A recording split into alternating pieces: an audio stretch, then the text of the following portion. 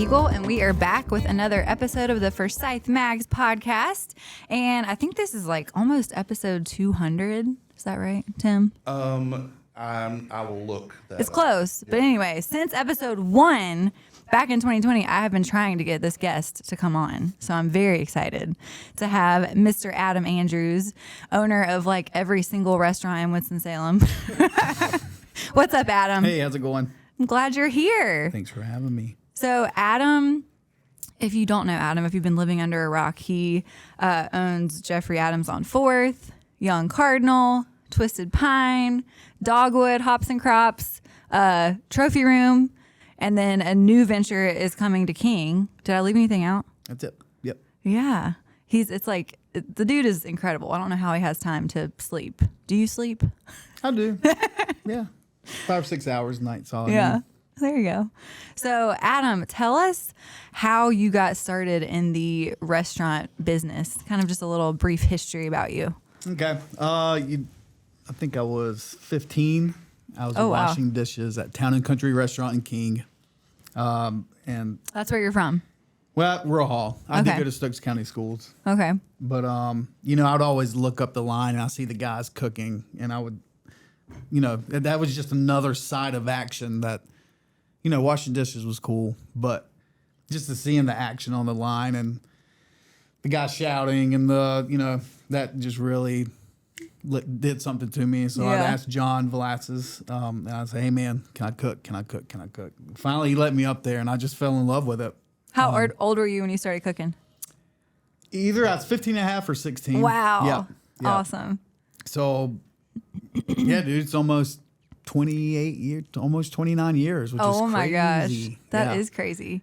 You've become quite a cook over the last 28 years too. Oh, well, thank you. Because Hopefully it's good. you're still in the kitchen quite a bit. I'm Is that right? involved. Yeah, we also cater for Legacy. Mm-hmm. I'm their in-house caterer. So, during the busy time, I'm mostly just cater, but, there's times that comes up that, if we're short-staffed or whatever.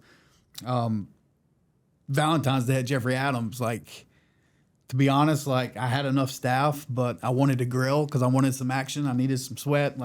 So I'm like, John, that's my chef over there. I'm like, dude, put me on the schedule for Valentine's night. I love that. I had a great time. It was awesome. That's awesome. I think it's important for business owners to always kind of have their hand in a little bit of everything.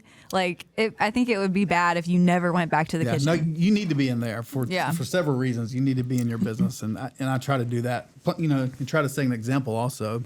For sure. Hard work, pays off, and I always tell my guys that. So I try to be right in there with them. Yeah. Well, you've been doing something right because I feel like you have, you have incredible restaurants, but you've had the same people working with you for many years. And that says a lot. You have a core group of people who's been with me, and I always say this, the further I go, the further they're going to go. And, I can't be successful without them. So I try to, take care of them and sing their praises and sing their names, because without them, Yeah. you can't be successful without a team of people. And so, every manager that I hire or bring on, I have the same conversation, I need you to be on my side. We are a group. I'll take care of you. You take care of me. We're on the same team. Goal. Same team. Yep. Yeah. I love that. So Jeffrey Adams to start, that was restaurant number 1, right? Yep. Mm-hmm. And when did Jeffrey Adams open? I think we're at 12 years now. Really? Mm-hmm. I feel like it's been long. I feel like y'all been there forever. Yeah, I think it's been 12 years. Yeah. Yeah, people sleep on Jeffrey Adams, and I'm telling you, Not me. yeah, I freaking love that place. We do got a lot of great, but I just feel like they're, for the price and the quality of the food, I don't try to go too expensive. I try to keep things affordable there, and I feel like we are, even with, I rarely raise prices, even with the way the food costs are these days, but Yeah. I try to keep it affordable. And, I've had the same cooks there for a long time. And we really, the quality ingredients of the steaks, we do a Black Angus steak certified, it's top notch. And, just downtown's a little different. I don't know. It's hard to explain, since the pandemic, Yeah. some things have changed. For sure. And, but I think there you get a good, consistent product. Yeah. And that's why we go, we're not fine dining. We're not mom and pops. We're right in the middle. It is right in the middle. Come casual. And, that's the kind of cook I am. I'm not trying to put ingredients on a plate with tweezers and put stuff on the menu that Not you can't that there's pronounce. anything wrong with There that. is nothing wrong with that. But That's is just not my your style. Right. Yeah. Like I like to reach out to a broader. Yeah. Yeah. You got it. You're an everyman Audience. chef. Yeah. Yeah. Oh yeah. Yeah. Dude, I could do some country fried steak with some Heck yeah. gravy and Yeah. or yeah. So Jeffrey Adams was number 1. And then Young Cardinal was not the second one, but I do want to talk. Dogwood Trophy Room second. Dogwood and Trophy Room, and I love just the style of that. How it feels. I always tell people, I'm like, if you haven't been at Trophy Room, it feels like you're in like New York City when you walk cool, in there. thanks. It's wild, and then it's so cool how the very right next door, Dogwood's connected, but it's just a completely different vibe. Like that's very cool how you're able to do that. The Trophy Room was kind of a last minute decision. Really? Yeah, because that space was one whole space, and then so I was talking to the landlord, and we were just going to do a bottle shop, and then I thought to myself, you know what, man, like gosh, if we can let's just rent the whole thing. I was just getting into bourbon. I'm like, let's rent this whole thing, and let's do the Trophy Room next door, and anyway. And there's nothing like that in Winston. That was a good call. Well, I love it. The Trophy Room is my favorite side. Really? Of the two. Yeah. Because I'm more of a bourbon guy than beer. Yeah. But Well, and I don't know if you do this anymore, but you used to do like dinners at Trophy Room, like private. so we do prime rib dinners / bourbon tastings. I need Okay. to invite you. The problem I've is been to one. It's been a long time ago. Excuse me while I'm Yeah. joking up here. The man who ate the town would love to attend a. Me and Tim I can got go. you. We can go together. That's right. it's one of those things that we were just doing it for fun. Like, all right, cool. Prime Yeah. rib. I do a pretty good prime rib, I think. And at least 16 people agree with me when they order that, right? Yeah. So what we do is we we only do 16 people, and you sit at the you sit at the bar out. We do 3-course bourbon tasting, and then we do a 3-course meal. We do a salad, prime rib, starch veg, and then a dessert. Oh, And yum. it's $70, and it's just That's a deal, honestly. it is, and sometimes we do a more expensive one where we do more rare bourbons. Yeah. But it seems like Austin say, hey, when you want to do another prime rib dinner, and I'm like, I don't know, man, I'm so busy. He's like, I got 6 people want to sign up, and blah blah blah. So we end up selling out pretty quick. So I've been doing them like twice a month here lately. Wow. Okay. Yeah. So So how would you find out about if people are listening, they're like, ooh, I want to go. really just need to talk to the bartender Okay. and just say, yo, when's your next? At Trophy Room. Yeah. Okay. And then she'll have a date. That'd be very But cool. they go pretty quick. Yeah. And make sure you're there the next one too. Excellent. Yeah, that'd be sweet. So Trophy Room and Dogwood, then came Young Cardinal. Yep, then Young right? Cardinal. Okay, Yep. so Young Cardinal, best brunch place of all time. But thank cool story about Young Cardinal. So pre-pandemic, Adam's like about to open up this brunch spot. 10 days before. People thought you were crazy for opening a breakfast spot in that location. And I was having my 30th birthday right before COVID. So I ended up having a huge birthday party at Young Cardinal for my 30th, right February 28th, 2020. And then, the world shut down after that. But I'll never forget that. I'm like right before Young Cardinal was even officially open. And now I'm there all the time eating brunch. You're the first guest there. Yeah. You're the very first. Place is so cool. And I like am such a big breakfast person that I'm like, oh heck yeah, this is gonna be awesome. But I think people had their doubts about doing breakfast. It's hard right to go there. wrong when you got some fantastic eggs coming out. Oh, That- true. I mean, I even had doubts at first, to be honest. Yeah. That originally I was going to do a tapas restaurant. What Small made place. what made you switch to breakfast or brunch? No, when I worked at Filling Station for all those years, like brunch was my thing. Like flipping eggs, we don't do it on flat top, we do it in pans. Yeah. So that was my gig. Like Sunday brunch, loved it. And then I don't know, just something came out. I'm like, man, why don't we do? There was a bunch of breakfast place downtown. There's not now. No, not which now. kind of helps us.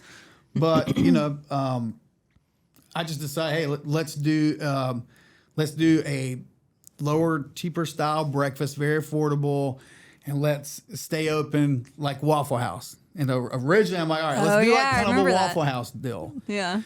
And oh my God. So did y'all ever stay open those hours? We did. When we very first opened, oh my gosh. So I was literally, getting to work. We were getting there at 5:30. No, we were opening at 7 back then.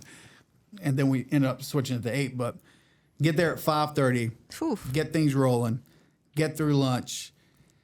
And then, 6 o'clock, shut down. I'd go upstairs, sleep on the couch a couple hours, come back down. We'd open back at 10 till 2:30. Oh my gosh. And turn around and have to be back at 5:30. No. Right? Yeah, so that lasted Like about a week and a half. I said, screw this. We're not doing this. Yeah. No, well, and no like, way. you don't really, I don't know, do you really want the people who are like wasted from the Nope. bar? And that was another reason because people were coming in wasted. I'm like, you know what? I spent a lot of money on this place. Yeah. Like, I don't want it to get trashed. Yeah. So I always said, if there is a place out there, downtown Winston, that's kind of a hole in the wall, very small, like I wouldn't mind doing that. Yeah. But Young Cardinal ain't it. That's not the spot. it. No, Yeah. that's not it. Well, and I think you've just, you have a niche. Like it's brunch. There is a wait every single weekend. Like it's people love it. I'm very fortunate, yeah. And I have great staff there. Chef Swing's awesome. Paul's awesome. Nick's been around. He helps Nick Shea, who's been with me for years. He just floats from restaurant to restaurant to give front of the house managers their day off. He's everywhere. Yeah. He's my main squeeze. So, yeah, it's fun over there. I really like it. Oh my gosh. I'm working on a second one. A second Young Cardinal location? Yep. Ooh, okay. in Winston or somewhere else? It'll be in Winston. Okay. Heck yeah. That But might actually that is in the relieve that one. I mean, because that one is slammed all the time. It is slammed all the time. There's something else. I can't talk about it right now, but okay. There's You heard another, it. You heard it here first. Yep. That's exciting. Okay, so then came Twisted Pine. Yep. Crafted shut down during COVID, and I think this was brilliant because it's so close to Trophy Room and Dogwood, and you don't serve food really there. I mean, I know you have some food there, but Well, they quit doing food actually. okay. We were doing paninis, but I mean, now that you have Twisted Pine essentially can next just order door, there. Mm-hmm. yeah. So tell us the kind of how that came to fruition. Twisted Pine. Well, they crafted. We're out, and I'm like, do I want to do this? Yes, no, yes, no, yes, no. All right, screw it. We're going to do it. Dogwood's right here. Trophy's right here. I like the spot. It's got a parking lot. Mm-hmm. So yeah, and Crafted did a good job. I'm like, well, people are used to having tacos and stuff. I'm like, I'd love to give this a shot. But we kind of had a slow start. Not a slow start. We didn't have our ish together in the beginning, and I still think that we're trying to get things in order. Things are picking up there. It's a very cool spot. I built a very cool patio. Oh my gosh, there. the patio is sweet. That made a big difference. Yeah. And, we're going to start doing some live music. Oh, okay. And stuff there, and I get that. My landlord lets me have my 8 raised beds. My garden. Part of my garden's there too. So it's like, man, that's Is that now where all of your garden stuff is, or do you still have? No. I still got a big one in King. Okay, that's what I thought. Yeah, but that one, that one's all right. Let's put a lot of tomatoes and peppers and just walk out there and pick it.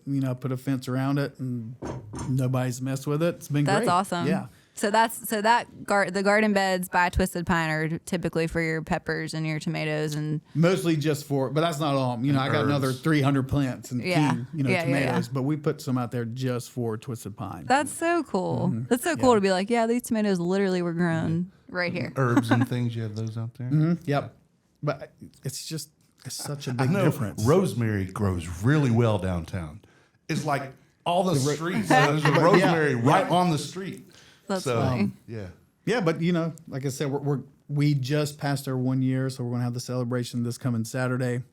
Yeah, that's awesome. The birthday bash. Twisted Pine is also, unsurprisingly, also one of my favorite places. But the raspberry margarita with the tahini rim, oh my gosh, so good. You guys have done really well with the margaritas. Thank you. And the burrito tacos. I need to switch it up and get something different, but they're just so good. As the man who ate the town, that is hard because you find, like when I go to Young Cardinal, Yeah. it's always the huevos rancheros because I'm not going to find that anywhere else in town, at least to that quality. And I love it so much that I'm like, that's what I'm going to have. And I'm looking at the menu. I'm like, oh, that sounds great.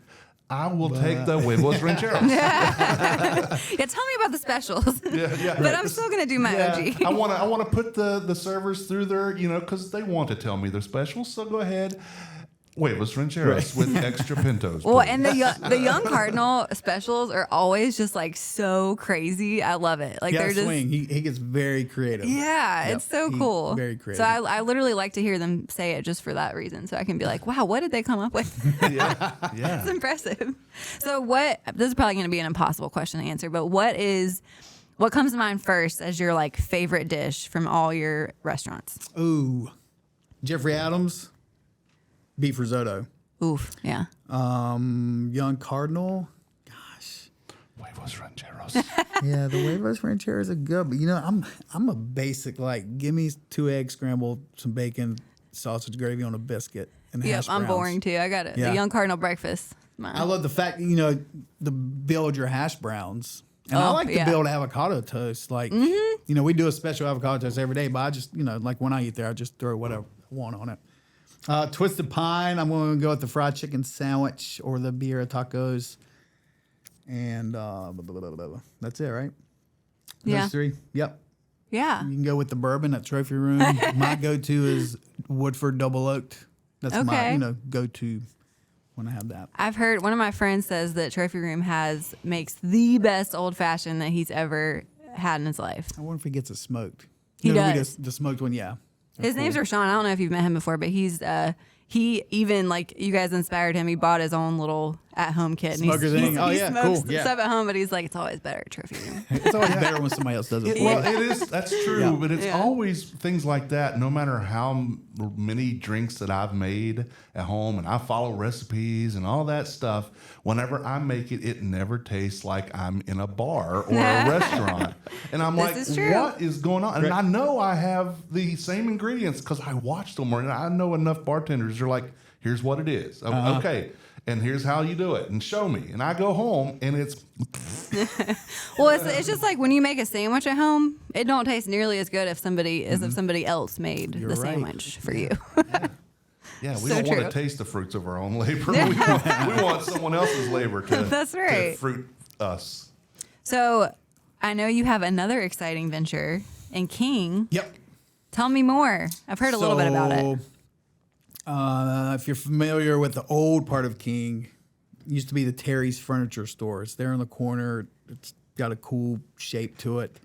Upstairs, downstairs. Is it where Dalton's Crossing used to be? Right across the street. Okay. Directly across the street. I'm super unfamiliar with King, so that's my only landmark. So Dalton's Crossing, which that's going to be a restaurant also. Oh. Yep. Is that an Andrews restaurant? Across the street, no. Okay. No, but on the other side, yes. So there, that building's so cool. It's got so much character. And, being from around the King area and my farm's there. So yeah, I feel pretty good about it. It's going to be a small spot. It's going to be like an old school style steakhouse. Yeah. So it'll be decorated like, 70s, 80s, bring the wallpaper back, still with a little modern twist. Yeah. But 64 seats. We'll have a bar. King has liquor by the drink now, which is fairly new, right? Oh, okay. I don't think a lot of people are taking advantage of that, so I am. Yeah. With some of the craft cocktails and stuff. So, it used to be a mercantile store from 1910 till I think the 50s. Okay. I got all the history on the building anyway. So I think I'm going to call it the Mercantile Chop House. Okay. And so it's not going to be fine dining, but it is going to be around, Jeffrey Adams pricing. Yeah. And a cute little building. And yeah, I'm excited. I mean, I love Downtown King. What's the ETA? I'm going to say we're going to start construction next month. So I'm going to say October just to keep it safe. Yeah. There you go. My contractor said it can go pretty quick. Awesome. So, Oh my gosh, what does Allison think about all your ventures? I wish she'd come and help me more. She has a full-time job. Is she still a food rep? Yeah, she's still That's working. right. Yeah, because I've met her so many years back when East Coast Wings was owned by Mark and Linda, and she would come in and we would talk just for a little bit. And but yeah, I've known her for 20 plus years. And she's been with that company for 20 plus years, probably 25 years. Wow. So, she always was like, maybe you don't need to work. But I just don't see, she's a good getter. She's good at what she does. So I'm just like, Yeah. keep working. Yeah. I'll keep open thing. restaurants as long as you keep working. Let's do this. Does she supply your restaurants? Her company does. Now, she personally cannot be my rep. Yeah. Oh, interesting. Yeah. Well, that makes sense. And a lot of people, I've heard people say before, Adam's getting a deal. His wife works for U.S. Food. That is not the case. Yeah. She cannot be my rep. So Yeah. So no double. can I ask a question? Yeah, sure. How much of your restaurants is supplied by your farm? Depends on the time. So during spring, summer, 70 to 80% of the produce. Wow. For sure. Like That's incredible. I don't grow spring mix or arugula. Sure. I just can't do that. Yeah. Right this second. Yeah. That's another thing that's going on. Another greenhouse popping up somewhere. But Give right him now some we time, can't. and he will be growing his own spring mix. Yeah. I need some more time, a little bit more land. Yeah. It is a goal of mine to, I actually have a farm manager now. Like I can't, and I have this is our second season coming up. You'd have to. I don't know how you did it. Used to, I had to drive from Advance, Oh my gosh. 5:30 to King, pick it, wash it, weigh it, bag it, Jeez. deliver it to, I would supply a filling station, Jeffrey Adams. Young Carter wasn't open back then. But, it just took a lot of time. But now, Tracy Lomax, who is my farm manager, who does a great job, and she's in it to win it. And That's awesome. Yeah, so now it's on her. It's on her. And it's only produce. It's not livestock or anything No, like that? only produce. Okay. Yeah, Awesome. only produce. That's incredible. 70%. Yeah, Like I in mean, that's it's that's amazing. awesome. You got an acre and a half. Like you can get a lot of stuff. Yeah. You really Especially can. when you have somebody to manage it. I'm sure that's been that was a game changer. Yeah. And then we got a 10 by 50 greenhouse, which we can't. It's a little small growing in the wintertime, but this next greenhouse we're about to get is going to be huge, and we're trying to do stuff year round. That's very cool. Yep. And you have somebody helping out with social media. I feel like you just been slowly expanding and growing your team too. Yep, social media is taking over. So I have an assistant who says Lily, who is the bomb. Like I couldn't do anything without. You gotta have people on your team. So she keeps my head on straight, and so we're growing. I want to continue to grow as long as I am healthy. That's exciting. Yeah. Gosh, yeah. King. I need to come visit the King once it opens. So it'll be steakhouse vibe, like the menu. Yep. Okay. Yeah, we'll have several steaks. There'll be like maybe a chicken dish or two, couple seafoods. Yeah. Focusing mostly on steaks, and then your sides. Do you have somebody helping you with the interior decor, or do you manage that? I do. Okay. And this is the first time that I've gone out. I don't know if you know the girls from Friends. No. Anyway, I need to get you two together. Yeah. Anyway, so we haven't started.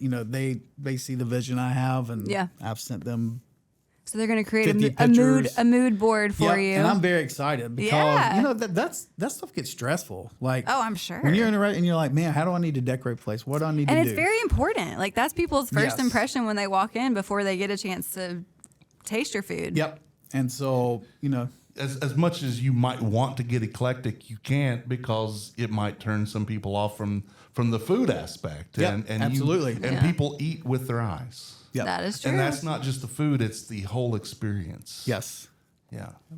Well, I want to have you on for a part 2 already because I could talk to you all day about all this stuff. But one question before we wrap things up, this might be more than one question, but what is your biggest challenge that you've experienced over the last, almost 15 years of running restaurants? That's a broad question. The biggest challenge. Yeah. Or lesson? You know, I don't know. You know what? A couple of things. Like, you know, when I was young, when I was in my 20s and 30s, like everything had to be perfect. If there's a piece of trash on the floor, get that trash up. You know, not. Yeah. Well, back in the day, I was really hard on people. I would yell. All chefs are, right? Yeah. These days, like I'm the most laid back person. Yeah. Unless you screw up twice, and then I get a little upset. But everything had to be so perfect, and I don't know. I think the older I get, sometimes I'm just like, you know what? You got to pick and choose your battles. And there's so many right now when you have several places. Yeah. You really got to pick and choose your battles there. Mm-hmm. So, all right, what, you know, last night somebody scraped the wall with a chair leg and there's a mark. You know, back in the day, it's like, right this second, this has got to be fixed. And, you know, and sometimes there's more important things going on. Yeah. You know, staffing was a challenge, you know, but, you know, I think we're pretty good on that now. And I think, you know, keeping people motivated and let them see your goal. Yeah. And letting them know that. Let them feel a part of the part goal. of it. And they're going to roll with you. Yeah, I mean, besides just making sure people are on my team, and that's the hardest struggle. I think that's I have a couple who are, they're there. They're all good to go. That's awesome. I think that's a good lesson, though. It's hard. I think, you know, as people age, you do get a little less, like you have to be a little more laid back about some things or you drive yourself nuts. Yeah, you will. Know? You can't take every review serious, gosh. online review, because everybody's a food critic, whatever. Yeah. Well, and people, how do you handle that? Did it used to, like, are you kind of more numb to it now? So to be honest, when I first started, like, you know what? I had the attitude, I don't give a damn. I don't care what these people think. I would never read reviews. Wow. And that was back in the day when you didn't have so much social media, but now it's like in your face, right? So, you know, I tell my guys at work, you know, guests who come in, sometimes they just don't know, like, well, my chef just works, you know, 60 hours that week, and we, you know, let's do Valentine's, for example. Mm-hmm. We had Valentine's Day, Wednesday, and people made reservations throughout the week at Jeffrey Allen. Wednesday, Thursday, Friday, Saturday, Sunday. I mean, they were slammed. We were slammed, right? And by the time, you know, I think my general manager and my chef sent me a review. And, you know, John, the chef's like, you know what, boss, like, we were just so tired. I don't know if we gave 100%, or we gave 100%, don't know how much was left in us. Yeah. And some people that's fair. They don't know that. They don't know what goes on the back scene. Yep. You know, so many people are quick to judge. I don't know. I don't think I've ever left a review in my life. Yeah. I may be wrong. I may have had too many cocktails one time or something, but I don't make it, because I get it. Yeah. Right? Some people just don't get it. Yep. They're a food critic and know everything, and you know what? And they've never worked in a restaurant a day in their life. Have no idea. Like somebody said, oh, the hamburger at Twisted Pond, I know it's frozen. I'm like, what? Come on. Like, clearly. No, it's not frozen. You may not like that. What people don't get is, like, you may not like our food. Or you just may not like it. And that's just the way it is. And I tell my guys that when they get discouraged, I'm like, look, we're not going to please everybody. Nope. It's just not possible. But as long as you're giving 100%, and I see you're giving 100%, then it's okay. Yeah. We can get a bad review. Yeah, that's all you can do. Yeah, because people are just wanting to pontificate. They don't care what the cost is. They want to see their name up there. Yeah. As someone who has written many a review. Right. But my thing is, but you are a real food critic. I am a food journalist. There you go. So I like my job in this town as the man who ate to town, and I know we're running short on time, but is to build the food community, not tear anything down. I might not love everything that I have, but I don't have to go in and start bashing it.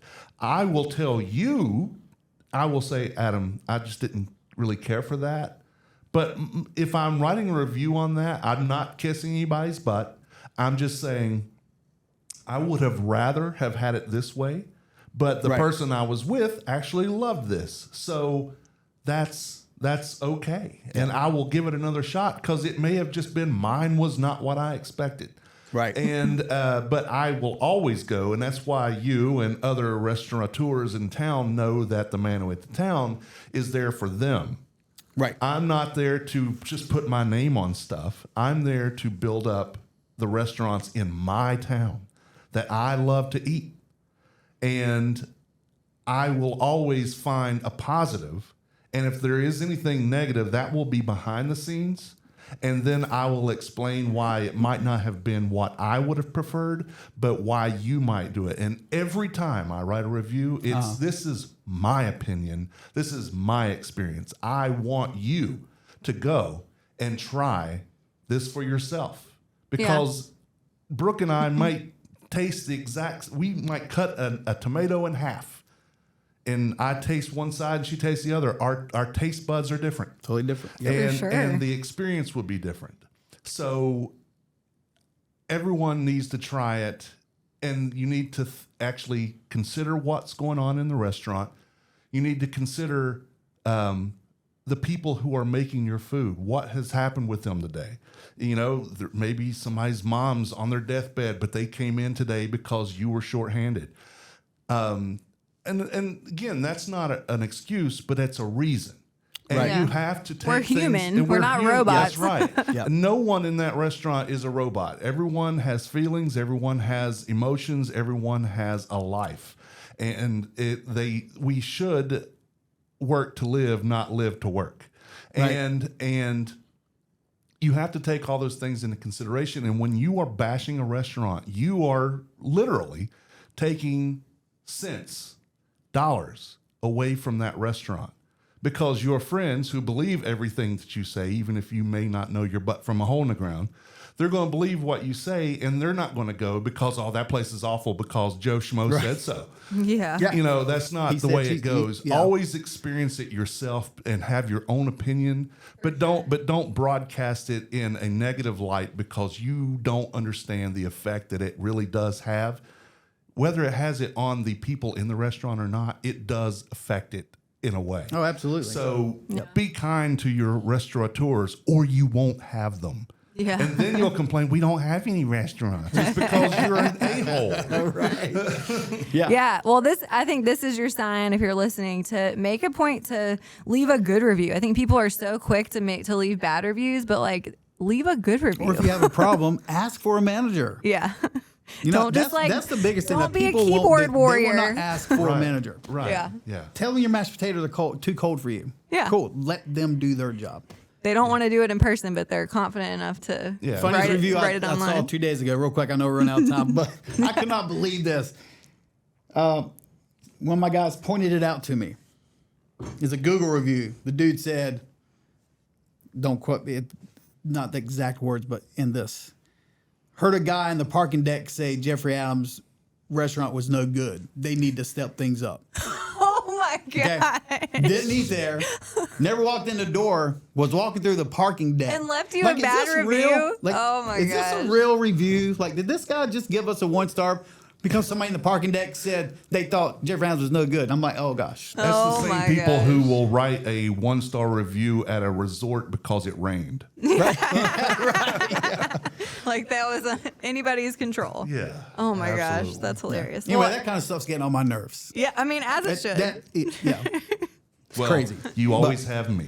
Well, thank you, sir. Well, Adam, thank you so much for coming to thanks chat for with having us. me. Yeah. We'll do a part 2. Don't wait for 3 years to come back on. Let's do it. All right. And as always, you can find Forsyth Mags on social media at Forsyth Mags. And you can find all of Adam's restaurants also on social media. He has some great social media accounts for all of them. So give them a follow.